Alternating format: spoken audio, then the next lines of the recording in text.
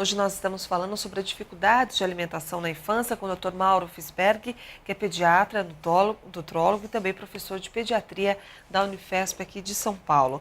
Doutor, nós temos algumas perguntas que vieram das ruas. Vamos à primeira questão? No que eles poderiam ajudar a gente aí para estar ajudando no incentivo às crianças, porque é um assunto que nem interessa para eles, infelizmente nem interessa, né? Alimento é uma coisa interessante. Tem crianças que se alimentam e se interessam demais pela comida, e hoje nós estamos vendo o excesso de peso, a obesidade crescente no nosso meio, mas o grupo de crianças que nós chamamos de crianças com dificuldades de alimentação, realmente a alimentação é uma das coisas que menos importa. Especialmente a criança muito agitada ou a criança muito seletiva, ela só come algumas coisas específicas, ela não tem realmente muito interesse. Então a gente precisa tentar uma forma de que essa criança, do pouco que ela come, ela ter uma alimentação equilibrada e possível para que ela não tenha tanta restrição de determinados grupos de alimentos. O que a gente faz?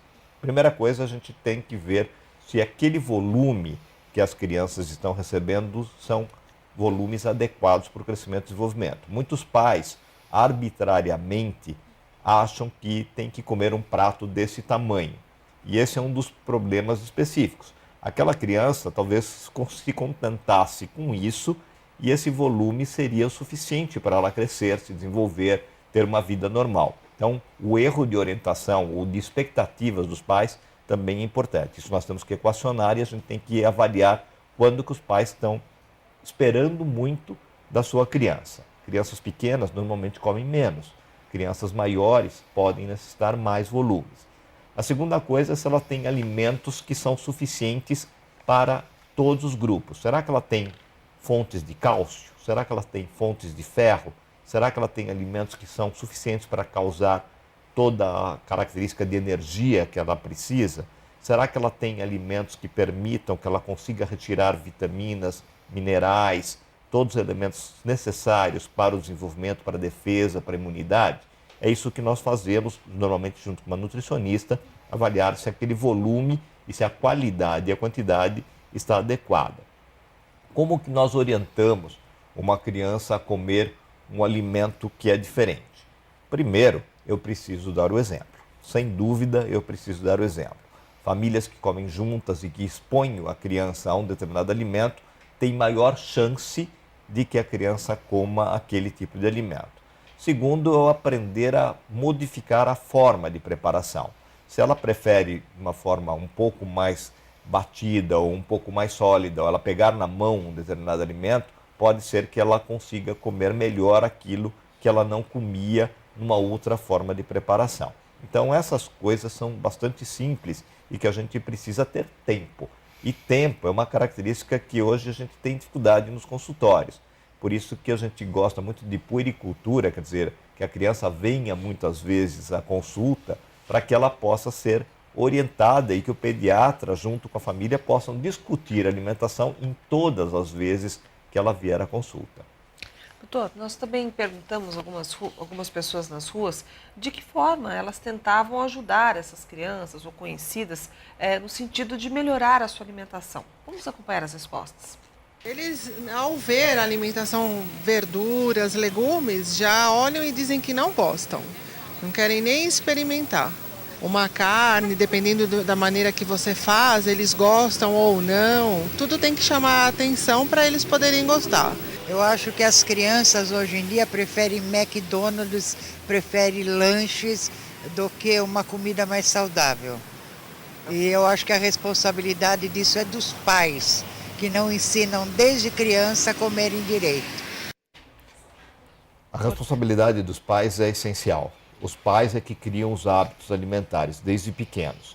Se os pais não souberem controlar, estabelecer limites, horários, oferecer de uma forma correta a alimentação, nós vamos sempre ter dificuldade. Hoje os pais estão jogando a responsabilidade para a escola joga para os pais e acaba ficando uma terra de ninguém. Mas a responsabilidade primária é da família. A família precisa ser orientada inicialmente, porque é ela que vai criar o hábito dentro de casa e a partir daí é que mais tarde a escola colabora e ajuda ou atrapalha em alguns casos. Uma coisa que é importante, assim, um dos nossos ouvintes, ela estava dizendo que as crianças preferem comer alimentos rápidos. Hoje é a nossa característica, nós preferimos alimentos rápidos, práticos, que podem ser consumidos na rua, que podem ter um apelo específico. Nada contra, nós temos que saber quando utilizá-los, não na rotina, mas nós temos que saber que podem fazer parte da alimentação, desde que não sejam o único alimento oferecido para a criança. Nada contra o sanduíche, nada contra a rede de alimentação rápida. Nós temos que lembrar que a alimentação por quilo também é uma alimentação rápida e pode ser uma alimentação equilibrada. E você pode escolher dentro dos restaurantes onde você vai qual é a melhor combinação que pode ser feita. Agora, quanto mais a família comer bem, mais fácil é que a criança também coma. Doutor, uma alimentação baseada em fast food, em guloseimas, com muita frequência, traz que tipos de impactos para a saúde dessa criança? O excesso de todos esses alimentos inadequados, o principal problema que nós vamos ter é o excesso de peso. Então, a obesidade é mais frequente, nós estamos tendo um aumento muito grande. Hoje, já entre crianças, nós temos 1 em cada 3 crianças tem excesso de peso, os adolescentes estão com quase 40% de excesso de peso e a população adulta está chegando a metade da população com excesso de peso aqui no Brasil. Então esse é o grande problema. Mas nós podemos também ter deficiência de alguns elementos básicos, como ferro, cálcio, vitaminas principalmente importantes para o crescimento, como a vitamina A, a vitamina C, a vitamina D. Então nós vamos tomar muito cuidado para ver se o volume excessivo desses alimentos inadequados estão causando algum tipo de repercussão. Para a gente terminar o nosso programa, doutora, a dificuldade na alimentação como um todo, ela causa uma série de transtornos, sendo que um dos mais comuns é a anemia, doutor? A anemia ainda é a doença nutricional mais frequente no nosso meio, especialmente em crianças menores de 5 anos. Ela tem aproximadamente em torno de metade das nossas crianças no Brasil tem deficiência de ferro, o que é uma situação muito importante. Então nós temos que tomar cuidado e lembrar que a ingestão de fontes ricas de ferro, como a carne vermelha principalmente, as combinações legais, como por exemplo o feijão com vitamina C, isso faz com que a combinação seja boa e que permita que eu tenha uma oferta adequada de ferro e com isso eu consigo prevenir a anemia, que é uma das carências nutricionais que podem acontecer na criança que não come bem.